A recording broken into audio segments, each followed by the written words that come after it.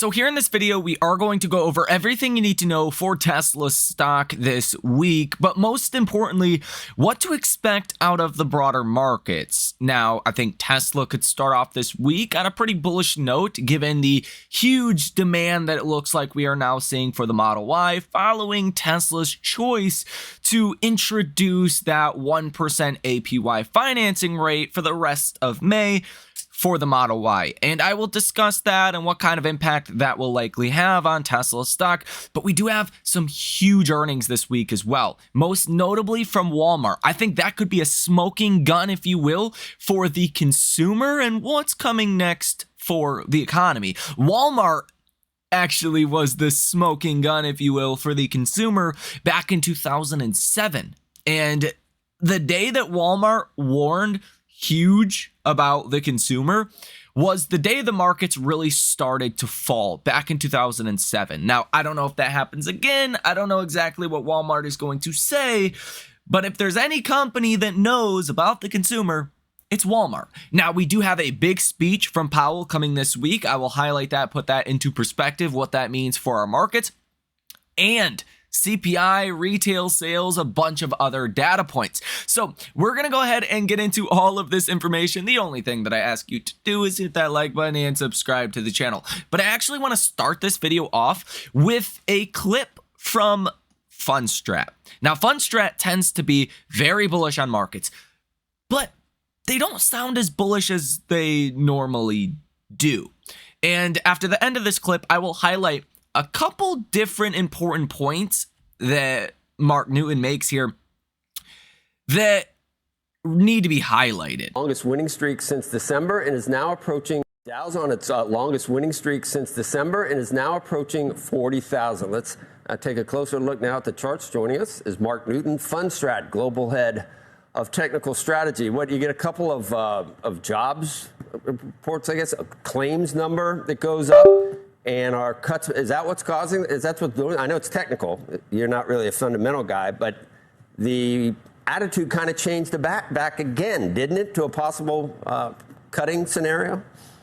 I think that's right, Joe. Look, I think the narrative has changed to some extent. We do see that bad news is good news for the stock market. Anything that causes rates to start to pull back a little bit and or the U.S. dollar is seen as very good for risk assets. And so we did see jobless claims hit the highest level since last August. We saw a really poor ISM number and also a lower jobs number last time. And the combination of those caused treasuries to finally start to rally. I think that's honestly a very good sign at a time when people were worried that rates were going up above 5% on the 10-year, that inflation was here to stay. So, the real key, I think, from an economic standpoint will be CPI, to really see if there's some evidence that that can start to pull back.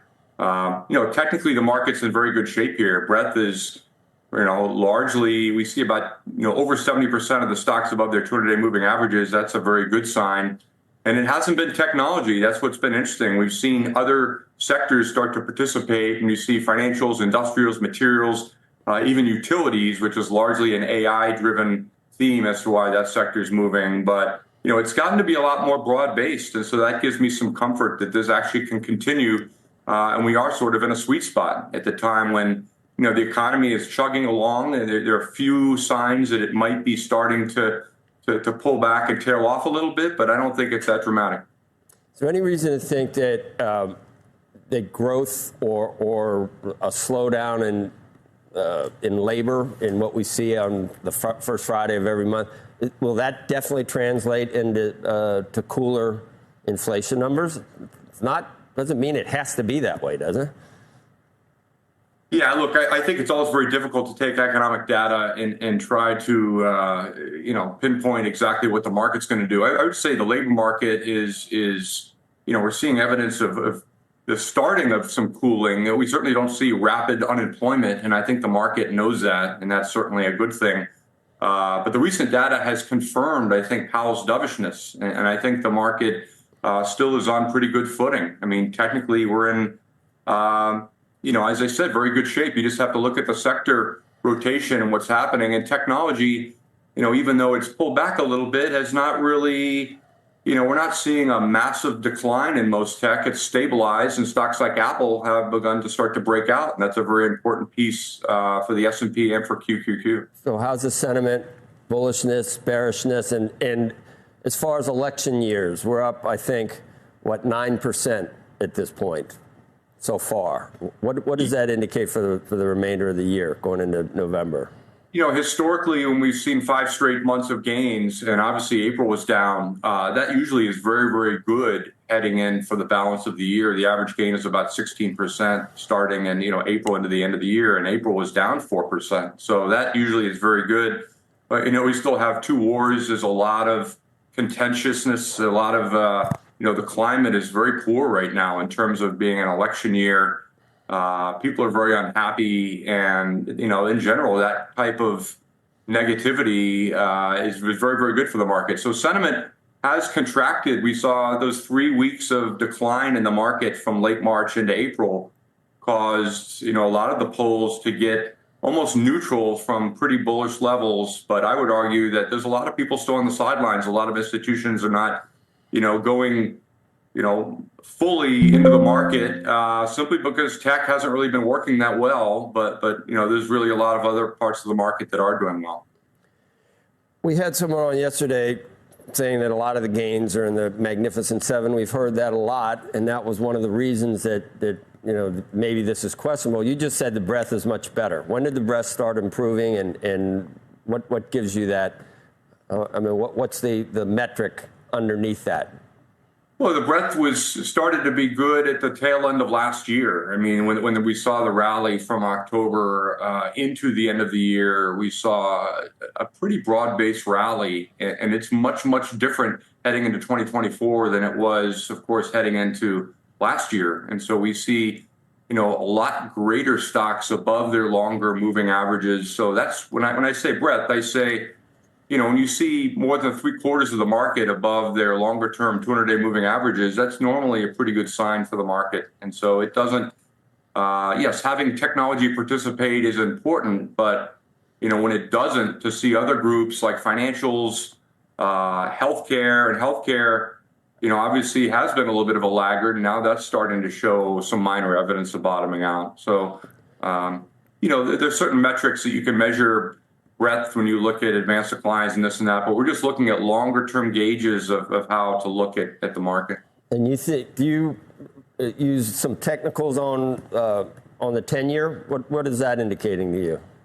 Yeah, a lot of the cycles I look at suggest that the yields are going to start to pull back pretty dramatically between now and August. So the next few months, I suspect that yields can get down well under 4%.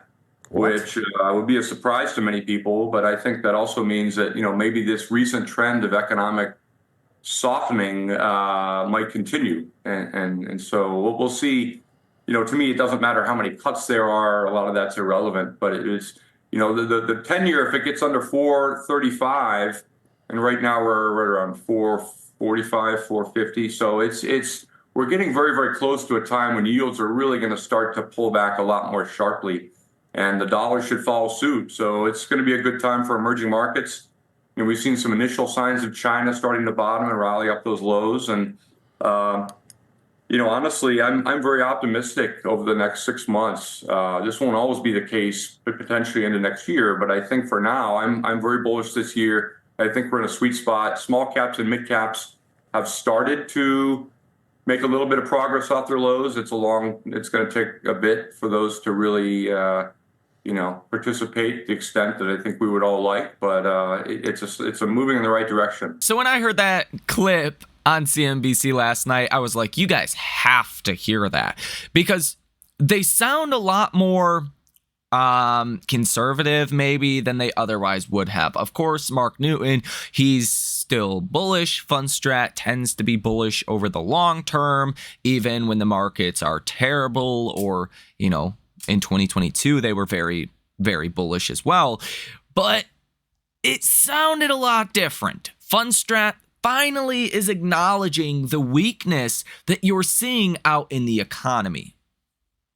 Here's the deal with weakness in the economy. It's never going to be bullish for markets. Let me tell you why. Because a weaker economy means lower corporate earnings, which means lower EPS, which means, well, that sucks for markets and valuations. Now, one could make the argument getting back to some form of trend in the economy could be good news. Maybe lowering consumer appetites for spending money could be good because inflation really is derived from people's willingness to spend money. If people are unwilling to spend money anymore and spend money on higher priced items, companies, well, it's been a long time since we've seen inflation, so maybe who knows, this time's different, but companies, they don't tend to raise prices anymore. You could make an argument that maybe prices could start to be cut in different areas of our economy. So the economy getting back to a pre-pandemic trend could actually be okay for the markets. But if the consumer, which is about 74% of the economy, starts to really give up in any kind of meaningful way, that's where things turn south quickly for stocks. Especially if you do start to see the odds of a recession rise. Judging off of where the Nasdaq and the S&P currently are, the markets are assigning a 0% chance of a recession within the next 12 months. I think a more realistic view is like a 50% chance of a recession. Now, back in 2022, the odds down here were a 100% chance of a recession within the next 12 months. That is why if you look at the Nasdaq here, the Nasdaq declined from peak to trough around 37.5%. That was a 100% chance for a recession. And I'm sure if we actually had entered a recession, maybe we could have fallen further. But judging off of just this simple math here, I mean, you could be looking at a 17, 18% decline just if we go to a 50% chance of a recession. And that's just, I know that's very crude math, okay? That would put you back to basically where you were October, November of 2023, which not a huge deal in the grand scope of things. That's far off your 2022 lows. But that's just if the odds of a recession rise from 0% to 50%. And the sell-off could be larger. Who knows? It'll depend on earnings, what companies are saying, the data coming out, and projected EPS for 2025.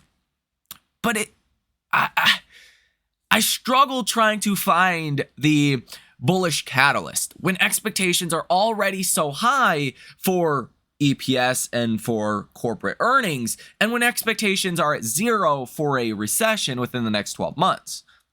I struggle trying to figure out the next catalyst here. Now, if the economy continues to be red hot and strong, inflation's probably going to be higher because, again, inflation, the core root of inflation is consumer spending behaviors. Now, based on polls I have run on this channel, it looks like about 50 to 60% of you guys are cutting back. You think the economy's bad. And you guys are investors, okay? Which I think this needs to be put into context as well. You're already ahead of the average US family if you're watching this video right now. No matter how much money you have in the bank or no matter how much money you have in your portfolio. You have a portfolio. A lot of people don't. If you don't have a portfolio, if you're not investing actively in the markets, you probably feel even worse about the economy if you don't have any savings or, again, a portfolio or anything. So I think 50, 60% of you guys that are cutting back, according to my polls and surveys, it's probably like 70, 80% plus of average household. I think that is not being appreciated by the markets right now. So there's a couple different earnings this week that I think could be quote unquote smoking guns for the consumer. And depending on what these companies say, it may change the way that I'm looking at the markets for better or for worse. And a couple different companies here. Number one is Home Depot.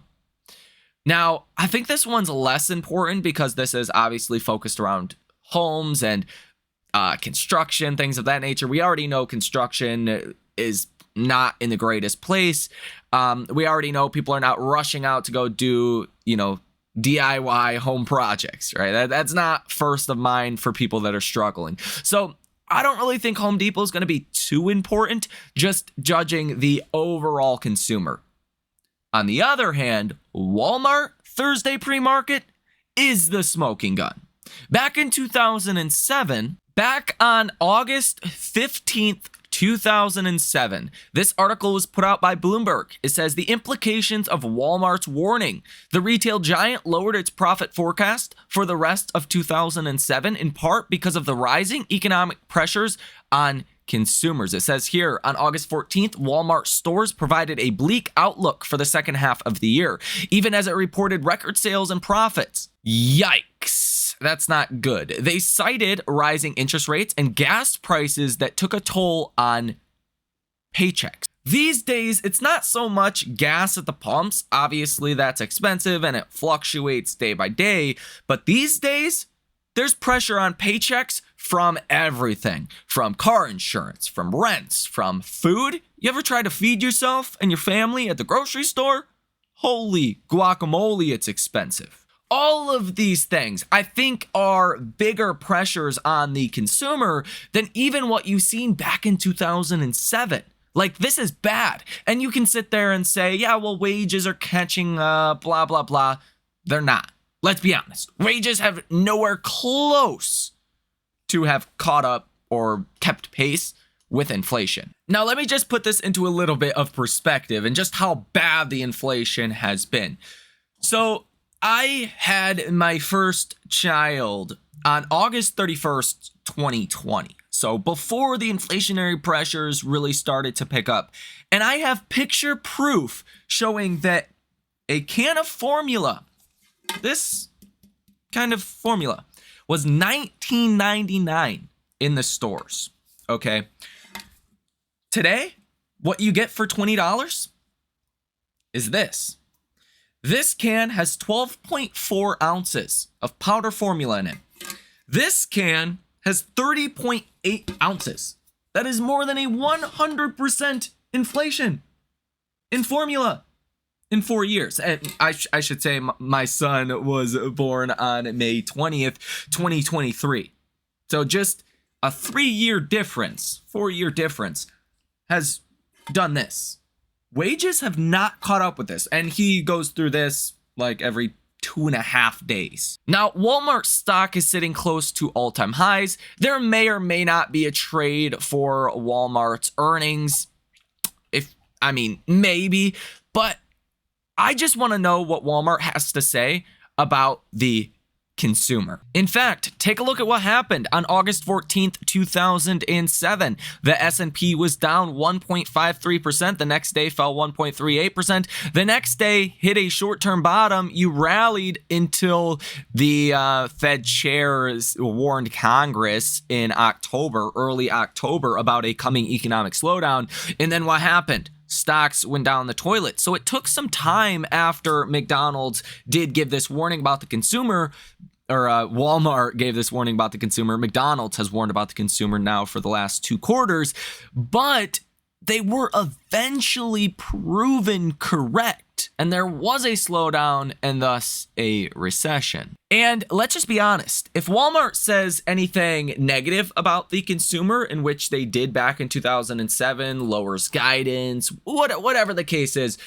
I think that could be a moment the markets start to wake up to what is actually happening out in the economy. And that could actually be a huge catalyst for broad markets. In fact, take a look at what happened on August 14th, 2007. The S&P was down 1.53%. The next day fell 1.38%. The next day hit a short-term bottom. You rallied until the Fed chairs warned Congress in early October, about a coming economic slowdown. And then what happened? Stocks went down the toilet. So it took some time after McDonald's did give this warning about the consumer, or Walmart gave this warning about the consumer. McDonald's has warned about the consumer now for the last 2 quarters, but they were eventually proven correct. And there was a slowdown and thus a recession. Now, coming this week, as far as economic data, we are going to have Fed Jefferson and Fed Mester at 9 o'clock in the morning coming tomorrow. Fed Mester, Loretta Mester, tends to be very hawkish anyways. So, I mean, we'll see if the markets pay attention to that. These days, markets don't pay attention too much to Fed speakers. And I think the Fed is just way behind the ball as it is. But at 11 o'clock in the morning tomorrow, you are going to get consumer inflation expectations as well. Expected to come in at about 3.1%. So that could be an important one coming out tomorrow. Tuesday, you're going to get PPI month over month, expecting that to come in at 0.2%. I think PPI is probably going to come in lower than that. I think the data is now starting to catch up to the consumer's spending behaviors that are definitely slowing down. So I actually think the pressure on inflation rising is probably going to go away. Also worth mentioning is oil last month went from $83 a barrel down to the end of April. You were sitting at about $77 a barrel. So that's quite a decline for a 1 month period, and that probably gets reflected in for sure PPI, but we'll see about CPI as well. That's about a 7% decline in the price of oil, which oil is one of the biggest input costs to any company there is, because it affects transportation, right? Any company is gonna transport their products somewhere. So that is definitely something I'll be watching for. But again, I'm not worried about inflation right now. I'm more worried about coming deflation in the economy, believe that or not. Jerome Powell will speak at 10 o'clock in the morning on Tuesday. We'll see if he takes a dovish, maybe cautionary stance on the economy. If he does, that's going to be another big heads up for what's going to be coming out on Wednesday, because on Wednesday you will get the CPI numbers. The big number to watch is core month over month. You're expecting 0.3%. Last month you came in at 0.4%. I think this could actually surprise to the downside around 0.2%. Now keep in mind, the number that you'll see over here on Trading Economics or on CNBC is going to come in at 0.3 or 0.2, but it's down to the actual decimal point. So they round these numbers. So if you come in at 0.24, you're going to get round down to 0.2.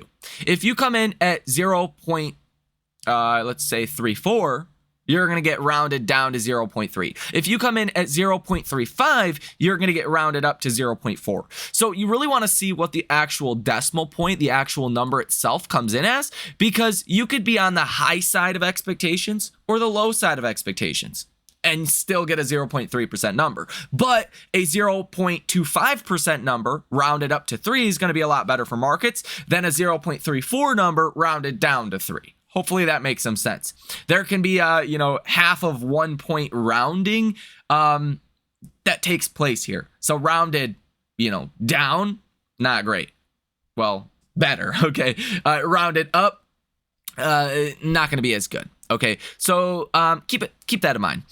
Retail sales month over month are also expected at 0.3%. Last month you came in at 0.7%. I think this could also miss pretty big, and markets may initially take a slowdown in the economy as good news, right? That's definitely a possibility. And that's why I want to see what Walmart has to say. And again, I'm not expecting any kind of huge recession fears to really start this week. It's possible, but I think it's going to take another month or two before the markets realize, markets are a slow moving beast, that we're probably heading into a recession here. So, just again, keep that in mind. Now, on Wednesday, for what it's worth, we're going to have Fed Kashkari that speaks at noon. I say for what it's worth because you're going to have Powell, CPI, retail sales, all of that before Wednesday. That's probably going to be the thing that moves the market. So I don't think any Fed speakers following Jerome Powell is going to be that big of a deal. Now, on Thursday, you will get building permits preliminary numbers for April. The higher, the better. More permits, more potential building, less housing inflation. That's the logic out there, right?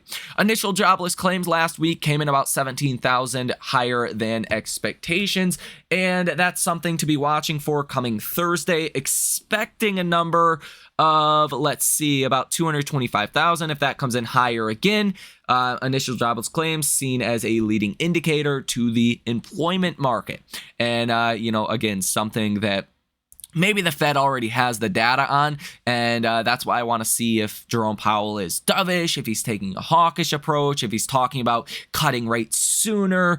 We'll have to see, and I expect this week's going to be a pretty big week for bond markets and well, 10-year treasury yields, to put it frank for you. Now, Friday, there's not going to be too much. There is going to be the CB leading index month over month. That will come out at 10 o'clock in the morning. Fed Waller also speaks at 10:15 in the morning. So that is pretty much it for this week. My expectation is lower inflation, weaker economic data, likely a dovish Powell. That could actually set you up for a really good week this upcoming week. Thus, that could be a really good week for the markets and likely for Tesla stock. Now, I think maybe a too dovish Powell or too cautionary Powell is probably not going to be good either. And Walmart could be a, coin toss. If they caution about the consumer, well, that's obviously probably not going to be great as well. So there's a couple different variables that obviously I don't have the answers to, but I'm expecting a ton of volatility this week. Now, for Tesla stock specifically, if I am expecting a good week and maybe a drop in 10-year treasury yields as well, I think Tesla stock can likely get back into the high 170s, if not 180s. Tesla stock has fallen off of its post-earnings rally of about $199 per share down to $167.52. I think that could set you up for quite a bounce. On Friday, you closed above your 20-day moving average, this blue line here, and then what happened? And after hours, you fell under that again. So I think you're probably going to get quite a bounce back to start the week at least. Again, because it looks like there's a lot of demand coming in for the Model Y and different Tesla products. That's probably going to be seen by the markets as pretty dang good. And I think earnings overall for Tesla, last earnings, kind of changed the way Wall Street is looking at Tesla. If you guys watched the last video, then last week you only had like $180 million worth of option activity in Tesla. It was very bearish. 36% of that was positive, 70 so percent was bearish, right? So that's a very low amount. It doesn't look like there's a lot of options trading in Tesla by big money at all these days. I think people are kind of waiting around to see what happens next. And this week's going to give us a lot more information, a lot more clarity on maybe how we should be positioning our portfolios. But again, when Tesla stock has fallen so much and you're still like 50% or more off of your all-time highs, I think Tesla's pretty well priced for a slowing economy. I think if you look at Tesla stock, anyone would say, yeah, the economy is probably not doing so well. So I don't think it's going to be a big shocker if Tesla stock actually can start to do well as rates fall, especially if 10-year treasury yields do fall in this upcoming week, which is my expectation. So I'm generally pretty bullish on Tesla stock this week.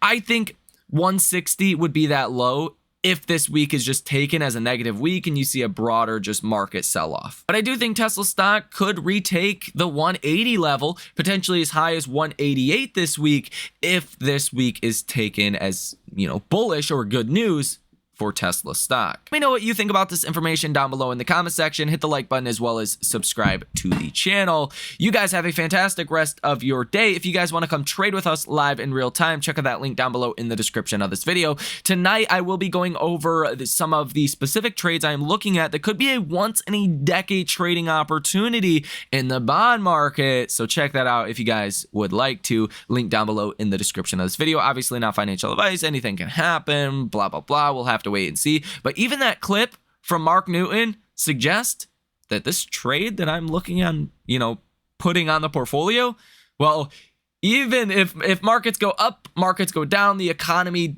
does what it does, this trade should work pretty well.